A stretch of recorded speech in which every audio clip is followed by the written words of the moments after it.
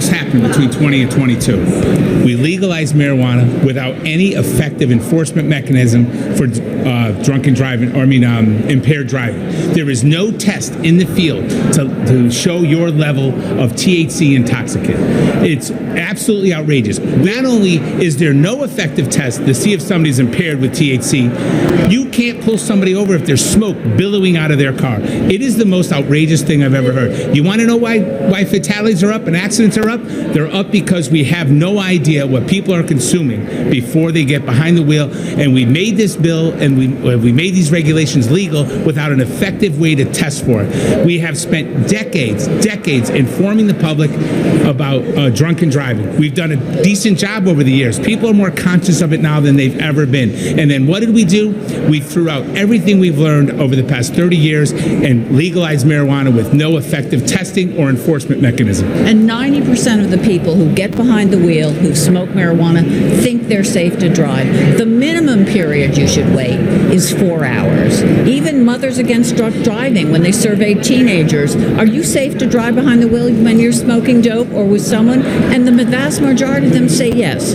Colorado saw a 143% increase in drug driving deaths when they legalized marijuana.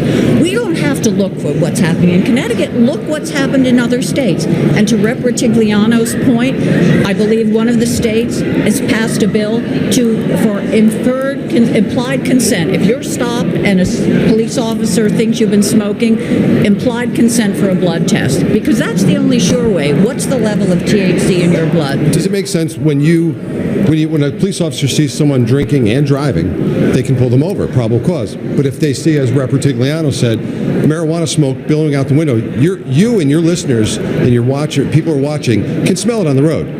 So you can't use that as probable cause, but you can use an open beer can as probable cause. And Representative Howard has tried twice now with our caucus to try and get that through, and it continues to get blocked. It just doesn't make any sense. Senator Cohen, listen, first of all, it's not a complicated issue. It's a very simple issue, right? Prior to 2021, police officers in this state saw somebody smoking marijuana and driving, they pulled them over and stopped them. Nowhere in this state did anybody come forward in huge numbers and say, oh, the cops are stopping people for smoking a cigarette and saying it's marijuana. Nowhere. I asked. Nobody had that data. Nobody said that's happening. As you heard Rep. Callahan say, it's illegal to drink while you're driving. Nobody's getting pulled over drinking an Arnold Palmer and somebody thinks it's a Coors Light. It's not happening. That's a made-up thing so they can complicate this issue. The truth is, the majority party in this state does not want enforcement on our highways. That's it.